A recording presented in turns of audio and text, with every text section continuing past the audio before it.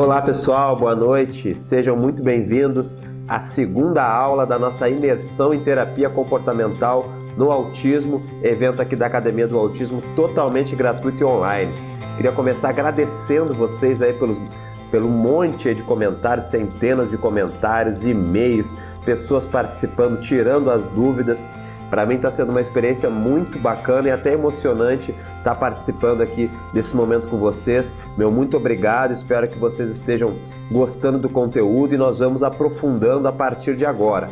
Na primeira aula, se você não assistiu a primeira aula, pare um pouquinho aqui, assista a primeira aula e volte com calma para assistir a segunda. E vocês que estão assistindo agora, só para relembrar, na primeira aula a gente conversou sobre os aspectos iniciais de um trabalho terapêutico, a avaliação com a criança, a relação com a família, a visita à escola, toda uma avaliação inicial que visa observar os comportamentos da criança em diferentes contextos para que a gente possa ter uma visão mais completa do caso, de cada caso, com a regra de ouro da análise do comportamento, que é a individualidade, para a gente poder estar traçando aí as linhas de base da criança e podendo aí sim trabalhar as questões que nós vamos começar a fazer hoje aqui, onde eu vou passar para vocês como então, ao receber a criança, construir um bom vínculo com ela e que aspectos avaliar, principalmente em relação a preferências, que são aqueles reforçadores que nós vamos usar com a criança, e avaliar as barreiras da aprendizagem, aquelas barreiras que são comportamentos que a criança emite ou não e que podem dificultar todo o desenvolvimento dela e que serão o foco da primeira intervenção nossa. Então eu vou falar sobre como fazer análise funcional e como intervir de forma salutar para reduzir essas barreiras, tá bom? Então nos acompanhem, seguimos em frente aqui na imersão em terapia comportamental no autismo e já de antemão passando para vocês que depois da imersão, nós estaremos abrindo aí a turma para formação avançada em terapia comportamental no autismo, que é uma turma pequena, com números limitados, porque são 120 horas. Eu preciso me dedicar inteiramente a essa turma com supervisão dos casos, inclusive. Então, se você quiser ir além, já fique atento aí que ao longo da semana eu vou estar passando para vocês, tá? Mas vamos lá, gente. Deixei aqui os materiais para vocês baixarem também. Então, vocês já podem baixar os materiais, para a gente estar se dedicando aqui inteiramente agora a essa aula e vocês poderem tirar o melhor proveito dela, tá bom? Bom, gente, vamos lá então. Construindo o vínculo e avaliando os reforçadores, avaliando as preferências para um trabalho com a criança com autismo. Então vamos tentar ser o mais prático possível para vocês se aprimorarem na terapia comportamental. Vocês receberam a criança, ou adolescente ou adulto, fizeram aquela avaliação que a gente conversou na primeira aula, visitaram a escola, criaram um vínculo com a família. Vamos agora receber essa pessoa. Nós precisamos ser um ambiente reforçador. A análise do comportamento ela olha muito para o ambiente. Então nós terapeutas precisamos ser o ambiente reforçador para essa criança, ou seja, traduzindo, ela precisa gostar de vir para a terapia, ela precisa se sentir bem. As crianças com autismo, elas mudam muito o comportamento a partir do ambiente. Isso é uma característica muito comum. Às vezes na presença da mãe a criança age de um jeito, mas pequenas mudanças nesse ambiente, como a retirada de alguma coisa, a retirada da mãe, a chegada de uma nova pessoa, muda completamente o comportamento da criança. Então, antes de mais nada, nós precisamos construir um bom vínculo com essa criança. Olhar para o ambiente, né? E partir dos interesses dessa criança, tá? Então nós vamos fazer o seguinte, ao receber essa criança, nós vamos perceber qual é o interesse dela. Então nesse momento, nada de ensino formal, tá? Nada daquele ensino de colocar a criança sentada na mesa e tentar ir ensinando para ela combinações, pareamentos. Por enquanto, não. Vamos focar no vínculo. Então a gente já sabe aqueles interesses da criança, né? Porque a gente já fez a entrevista com os pais, já vimos na escola também. A gente vai trazer esses interesses para o nosso consultório, para a nossa sala clínica, e nós vamos deixar a criança explorar aqueles brinquedos. Vamos reduzir os estímulos do ambiente, tá? E vamos deixar ela explorar. Vamos supor que a criança ela se interessa por uma bola, ela fica jogando a bola para cima. O que nós vamos fazer a partir disso é passar a interagir com ela, ir até ela e ela vai guiando. Nós vamos tentar imitar inicialmente o que ela está fazendo com a bola. Então, se ela joga para cima a bola, eu jogo também, para que ela passe a olhar para a bola, mas passe a me olhar também, porque eu estou fazendo as mesmas coisas que ela. Ou seja, eu estou construindo ali um vínculo com a criança, né? Além disso, eu estou trabalhando já uma atenção que vai fugir do objeto e vai levar para mim. Então, a regra de ouro é deixar a criança explorar o ambiente e a gente ir até ela, se juntar a ela, imitar os comportamentos dela, para que ela passe a olhar para a gente também, e assim a gente vai fortalecendo o vínculo. Então a gente vai privilegiar muito o ensino em ambiente natural e pouco nesse momento o ensino formal, tá? Então é o mais leve e divertido possível, tá? E se vocês quiserem estudar um pouquinho mais sobre isso, você pode estudar sobre o ensino naturalístico, PRT, que é o treino de comportamentos pivotais. O modelo Denver trabalha muito isso também, então são metodologias aí que você pode estar aprimorando. Costumo sempre dizer que não existe jornada de um passo só, né? Então que a imersão seja um grande passo aí para vocês, mas que venham outros, né? Que vocês possam se aprofundar, para que vocês consigam continuar aí na prática de vocês se aprimorando, tá? Então pesquisem sobre esses modelos. Quem for fazer o curso avançado, com certeza a gente vai trabalhar bastante isso, mas quem não for fazer, pesquisa sobre o modelo, estude, para vocês poderem estar se dedicando aí nesse aprimoramento, tá? Então, seguindo aqui, gente, nós vamos falar inicialmente agora da avaliação de preferências. É um termo técnico que nada mais é do que avaliar aqueles reforçadores. O que são reforçadores, gente? Reforço para análise do comportamento é tudo aquilo que aumenta as chances de um determinado comportamento ocorrer novamente. Ou seja, diante do mesmo ambiente ou do ambiente parecido, de um contexto parecido, aquele comportamento que a criança está emitindo, se ele é reforçado, o reforço faz com que esse comportamento tenha a probabilidade de ocorrer novamente aumentada, essa probabilidade é aumentada. Então a gente diz que o comportamento foi reforçado. Existem, então, itens, objetos tangíveis, comestíveis, além de reforços sociais, reforços naturais, reforços primários, existem vários tipos de reforço. Aqui nós estaremos falando geralmente de reforços tangíveis, né? Objetos, brinquedos, coisas que a criança gosta, que nós vamos selecionar para estar usando na hora do ensino. Tá? Então, como que nós vamos selecionar esses reforçadores? Existem duas maneiras de fazer essa avaliação. Tá? Por que duas maneiras? Porque a análise do comportamento ela zela muito pelo estudo científico. E essas duas formas de fazer, existem diversos estudos aí que já mapearam mesmo, com estudo experimental, com grupo controle, com duplo cego. Então, são estudos muito influentes e a gente acaba seguindo esses estudos à risca.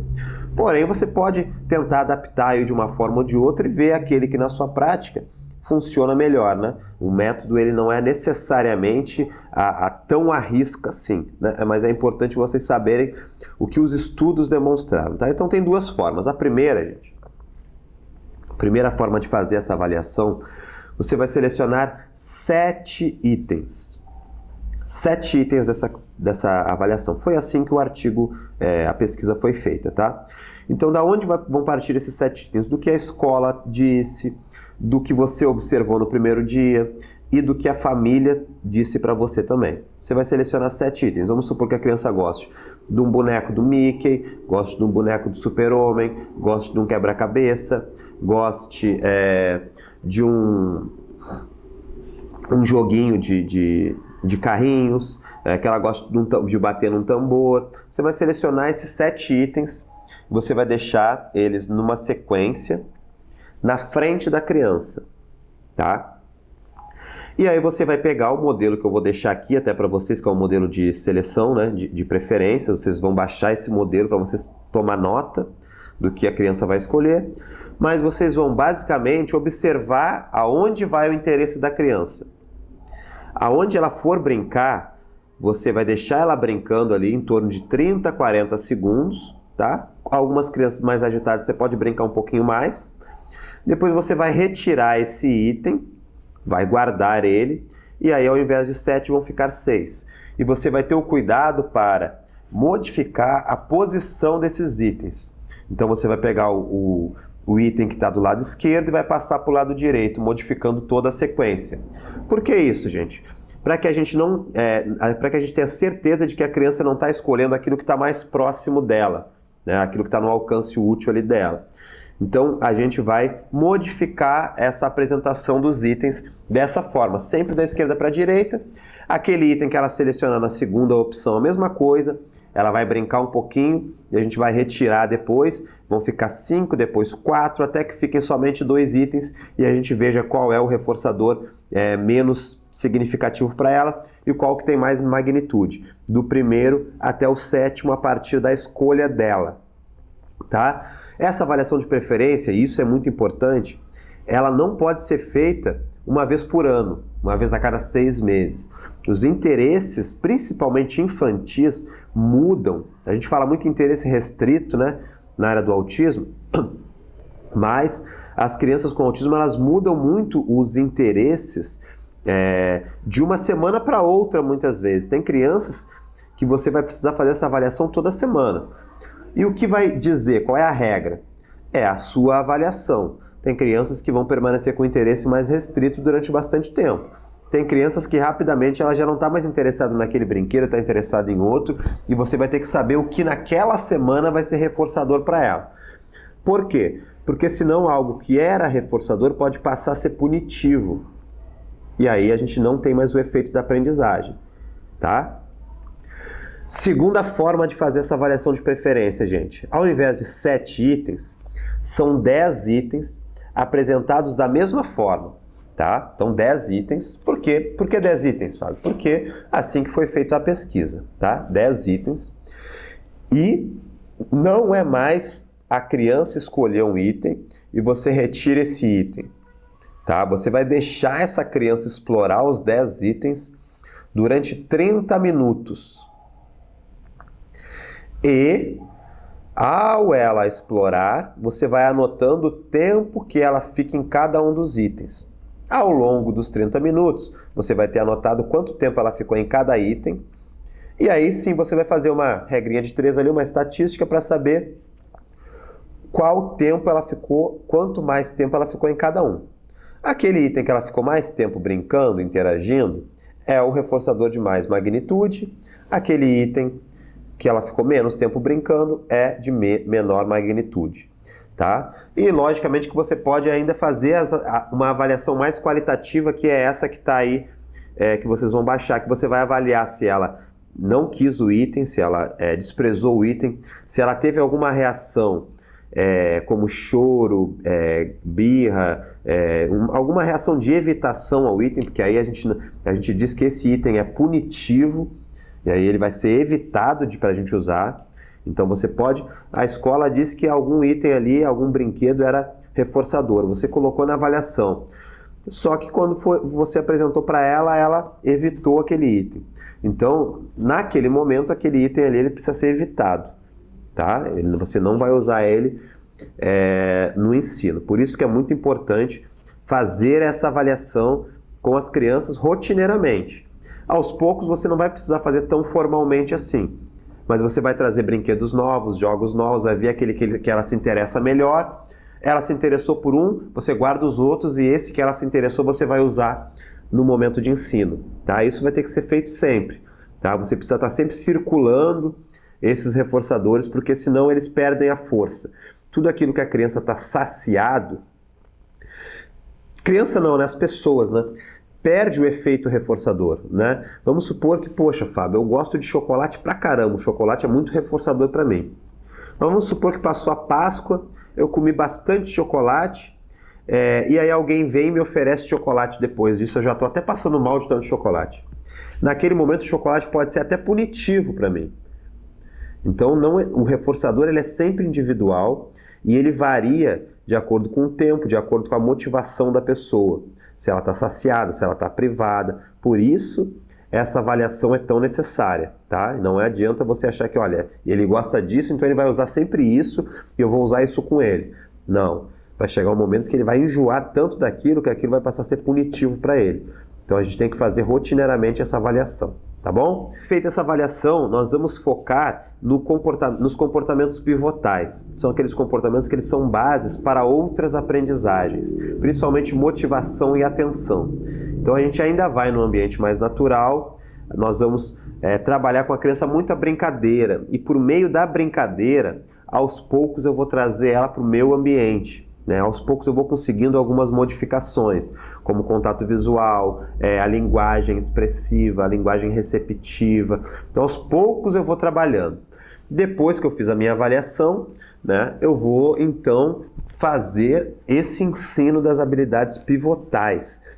Depois disso, eu vou fazer uma transição do ambiente natural para o ambiente formal.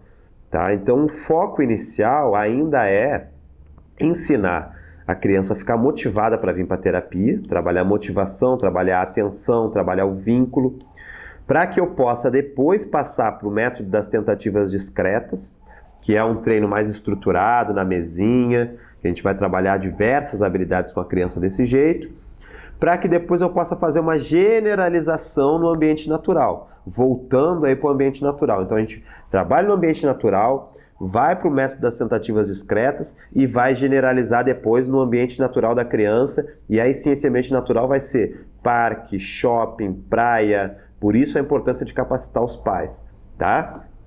Então esse seria um passo a passo aí para um trabalho. Mas antes disso, nós precisamos fazer a análise funcional daqueles comportamentos que nós chamamos de barreiras. Principalmente, o que eu vou focar aqui agora, são os comportamentos chamados de comportamentos inadequados, para que a gente possa fazer o ensino de habilidades sociais depois.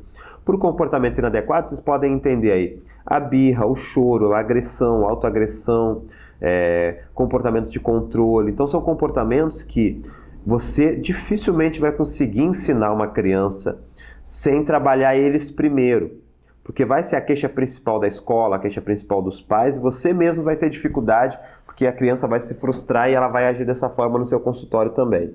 Então você vai precisar traçar uma estratégia a partir de uma avaliação funcional. Vocês sabem o que é isso, gente? Falem um pouquinho na outra aula, pedi para vocês pesquisarem. Estou deixando aqui um modelo de avaliação funcional de comportamento inadequado, então mais um material exclusivo para vocês baixarem e virarem investigadores. Vocês vão precisar investigar qual é a função desse comportamento. Sair da queixa, sair do rótulo da criança e entender o que ela está querendo dizer com aquele comportamento. Qual é o motivo dela estar se comportando desse jeito. Então vocês estão vendo na tela aí agora modelos de avaliações funcionais. Então são 3 exemplos onde foram feita uma avaliação funcional. Vejam o primeiro exemplo. A criança estava na loja de doces, ela se jogou no chão, gritou e ela ganhou o doce. O que vai chegar para vocês não é essa avaliação, porque os pais, inicialmente, eles não vão conhecer a análise do comportamento. Os professores dificilmente vão conhecer. Então o que vai chegar para você geralmente é assim, olha, ele está se jogando no chão e gritando, ele só se joga no chão e grita quando ele quer alguma coisa. Só que você vai precisar sair desse rótulo, porque acaba sendo um rótulo da criança. Olha, ele é gritão, ele está chorando, ele é birrento. Você sai disso para você avaliar a função. E aí você vai precisar olhar pro contexto. Então vamos lá nesse exemplo. A criança estava na loja de doces, esse é o antecedente, ela jogou-se no chão e gritou. E o reforçador foi que ela ganhou o doce.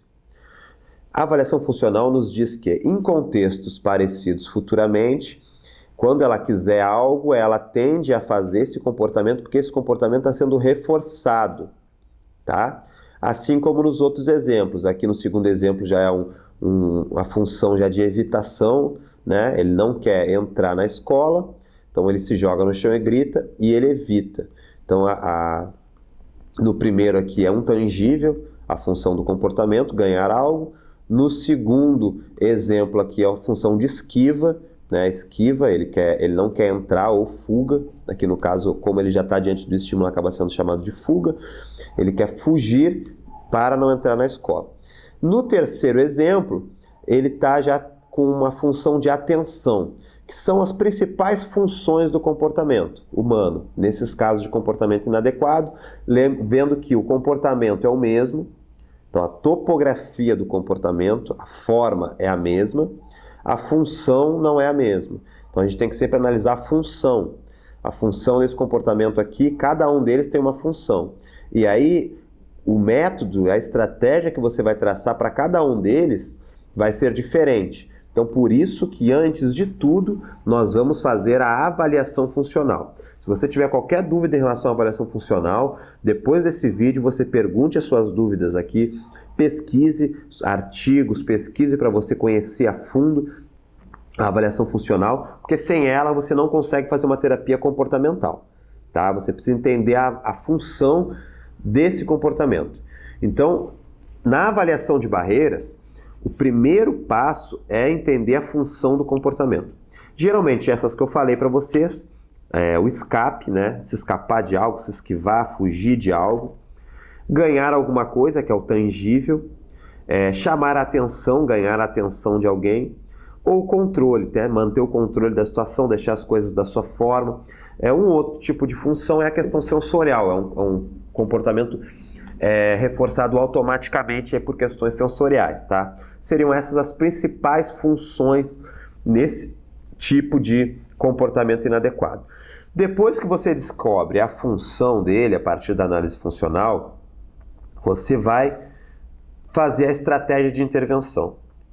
Qual é, então, a estratégia de intervenção para modificar esse tipo de comportamento que é tão presente aí nos seus consultórios, nas crianças que você atende? Analisar a função. No segundo passo, você vai não reforçar esse comportamento. Isso é muito importante, porque comportamento reforçado, ele tende a aumentar. E quando a gente não reforça, a criança tende a variar o comportamento. Ou seja, ela está passível de aprendizagem. Vamos supor que a criança ela se joga no chão, grita e ganha o sorvete. No dia que ela se jogar no chão, gritar e não ganhar o sorvete, ela está passível de aprender algo. Não significa que ela vai aprender algo correto. Por quê? Porque cabe a nós ensinar. Então não é só punir, não é só não dar o reforço. É muito importante avaliar, mas esse momento ela vai estar pronta para ser ensinada, ela vai estar disponível para aprendizagem. E aí a gente vai ensinar uma forma correta dela pedir aquele item. Então, não reforçar é só um dos passos, porque pode ser, inclusive, que ela aumente o comportamento dela, né? Que a gente chama de pico de extinção. A gente ignora e ela aumenta antes de reduzir. Por isso que é importante a gente ensinar alternativas, tá? É importante também a gente intervir de acordo com a função. Se a criança está chorando e gritando e não é para ganhar algo tangível, é para chamar a nossa atenção, eu digo que não vou dar algo, mas eu estou me direcionando a ela, só isso eu já estou dando atenção, já estou reforçando, tá? Se ela está chorando, gritando, porque ela não quer ficar naquele ambiente e eu tiro ela do ambiente, eu estou reforçando aquele comportamento. Então eu só vou saber se a minha intervenção está correta se eu souber a função do comportamento, tá? Analisei a função e não reforcei. Depois que eu não reforcei, eu preciso me perguntar: o que eu gostaria que essa criança fizesse nesse momento? Ela chorou, sentou no chão, chorou e gritou porque ela queria um sorvete. Da próxima vez que ela quiser um sorvete, o que eu quero que ela faça? Essa pergunta ela tem que vir acompanhada de realismo. Eu tenho que traçar metas objetivas a partir do nível de cada criança. Eu não posso simplesmente responder, eu quero que ela peça pelo sorvete, se a criança é não verbal. Eu quero que ela pegue a figura e me entregue, se ela ainda não entrou, não foi introduzida ainda a terapia comunicação alternativa. Mas eu posso, para essa criança com um comprometimento um pouco maior, que ainda está iniciando um processo de aprendizagem, pedir para ela apontar, e ensinar ela a apontar. Eu posso pelo menos esperar que ela não se jogue no chão. Eu posso esperar que ela faça um pouco menos de birra. Até isso eu posso reforçar, porque eu vou dessensibilizando gradativamente. Bom, o que eu não posso é reforçar ou ela se jogar no chão e gritar da mesma forma, porque aí eu não estou ensinando nada. Mas em alguns casos, eu posso até ensinar a redução do comportamento inadequado. E gradativamente eu ensinando outros passos. Então, vocês têm que se perguntar o que eu quero que ela aprenda e mais compreender em que nível de aprendizagem ela está. Tá? Seguindo, gente. Depois que eu compreendi o que ela quer, eu vou ensinar a habilidade. Como que eu vou ensinar? Aí sim reforçando, valorizando, elogiando, entregando o que ela quer. Então, no caso do sorvete, pode ser uma aprendizagem de apontar. Eu peço para ela levantar, eu ajudo ela a levantar até, eu ignoro só um pouquinho para ela reduzir o choro, a birra. Eu peço para ela apontar para o sorvete e aí sim eu entrego o sorvete para ela. Ou seja, ela começa a aprender a pedir apontando, tá? Pode ser a figura do sorvete, pode ser a palavra sorvete, pode ser uma repetição, como um ecoico, ou pode ela mesma pedir nomeando a partir do nível que ela vai estar. Então, é importante vocês compreenderem a linha de base dessa criança, qual é a estratégia para ela, né, o que é esperado para esse momento e ensinar a habilidade. Então, trabalhar com comportamento inadequado não é aquela máxima que as pessoas dizem de é só não dar atenção, é só não reforçar. Porque isso, quando mal feito, pode até aumentar o comportamento inadequado. Se a gente estiver atuando na função errada, se nós não estivermos ensinando alternativas para essa criança. Então é preciso ensinar um comportamento substitutivo, tá? Uma alternativa para ela, e quando essa alternativa for emitida, mesmo que com a nossa ajuda, nós vamos reforçar e valorizar esse comportamento. É assim que se dá a aprendizagem, é assim que a gente vai trabalhar com comportamento inadequado. Isso vocês vão fazer muito no consultório de vocês, porque as crianças com autismo, as pesquisas apontam que em torno de 60% delas, em algum momento, vai apresentar comportamentos inadequados devido à dificuldade de socialização, à dificuldade sensorial e à dificuldade também de linguagem, que acaba afetando a forma de se comunicar, e eles tendem a se comunicar com o corpo de maneiras mais rudimentares, digamos assim, tá? Então, gente, essa é a forma que nós vamos utilizar para trabalhar com as barreiras. Vamos avaliar essas barreiras, vamos entender a função dela, depois nós vamos ensinar uma alternativa para essa mesma função e depois nós vamos valorizar e reforçar essa alternativa. Pegando outros exemplos, quando a função do comportamento é esquiva, né? Vamos supor que a criança ela não queira ir na casa de um primo, né? Então ela se joga no chão, grita, se bate quando ela não quer ir nessa casa. A gente não levar ela, nós estamos reforçando aquele comportamento. Se a função é de esquiva, de escape, de fuga. Então nós podemos ensinar ela uma maneira correta de pedir.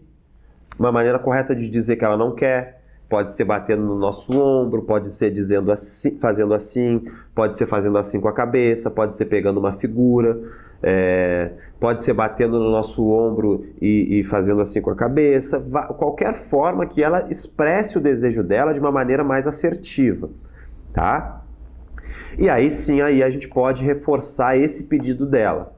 É diferente de trabalhar tolerância à frustração, tá, gente? Em algum momento ela vai ter que ir nesse ambiente. Mas esse enfrentamento, que na verdade é quando a função é de controle, ele precisa também ser trabalhado, né? Vamos supor que a criança ela goste muito de deixar as coisas num lugar. Ela quer deixar aqui porque é aqui que eu quero. Se você botar aqui, ela vai fazer um comportamento inadequado. Então não adianta você forçar essa criança a fazer aquilo exatamente que você deseja. Nós precisamos fazer uma dessensibilização sistemática e gradativa. Então, gradativamente, você vai puxando ela para a resposta-alvo. Vamos supor que a criança ela queira sempre determinada cadeira no mesmo lugar. Você retira a cadeira para botar num outro lugar que ela tem que fazer uma atividade, mas ela pega a cadeira e vai lá e bota. Não, eu quero aqui, como se ela dissesse isso. Você vai deixar lá onde ela deixou inicialmente, e aos poucos ela vai se distrair um pouquinho, você puxa um pouquinho para o lado. E aí deixa ela ali um pouquinho, no outro dia você puxa mais um pouco, e ela vai se acostumando com essa dessensibilização. Você pode botar um pouco aqui, ela sentar um pouco, brincar, depois ela colocar lá, você deixar, ou seja, mudar um pouquinho os lugares. E gradativamente você vai trabalhando essa dessensibilização. O controle, quando a função do comportamento é de controle, nós vamos trabalhar sempre com uma dessensibilização, tá? Gente, então falei para vocês aqui, né? Bastante conteúdo hoje, um conteúdo mais prático, vamos aprofundando aí na nossa imersão. Se você ficou com alguma dúvida, como é muito conteúdo, pode ser que seja novo para algumas pessoas, não deixe de perguntar, de trazer exemplos aí da prática de vocês para a gente fazer um curso aqui, uma imersão mais prática, tá? Falei aqui sobre quando a gente recebe então essa pessoa no nosso consultório, os primeiros passos de construir um vínculo, coisa que às vezes é deixado de lado na terapia, e isso coloca tudo a perder. Construir um vínculo bacana com essa criança, ser um ambiente reforçador para ela, fazer a seleção dos reforçadores, como nós vamos fazer essa seleção para estar incorporando no ensino, começar de um ambiente mais natural, mais solto e menos formal no começo, e depois avaliar as barreiras e começar a intervir nos comportamentos inadequados. No próximo dia, ou seja, amanhã, na terceira aula da nossa imersão, amanhã no mesmo horário, eu vou estar falando para você sobre como construir o currículo das habilidades e ensinar essas habilidades a partir do método das tentativas discretas. Então vai ser a aula mais aprofundada aí, que eu vou entregar para vocês, inclusive, um modelo de currículo terapêutico para vocês estar aplicando com essa criança. Então, criança ou adolescente ou adulto. Então, aguardo vocês amanhã na terceira aula da nossa imersão com esse presente que eu vou estar trazendo para vocês, que é um modelo de currículo terapêutico para vocês estarem aplicando com os pacientes de vocês. Lembrando que é sempre individualizado, vocês vão poder construir o currículo de cada um, mas partindo de um modelo com algumas habilidades já citadas, eu acho que fica muito mais fácil. Tá bom, gente? Então, vejo vocês então amanhã no mesmo horário para a gente seguir aprofundando aqui o conhecimento sobre terapia comportamental no autismo, e fico à disposição para as dúvidas, para os comentários. Não deixe de compartilhar com quem ainda não está assistindo, para que a gente possa aí capacitar o máximo de profissionais aqui no nosso país, tá bom? Grande abraço então, até a terceira aula amanhã no mesmo horário. Até mais!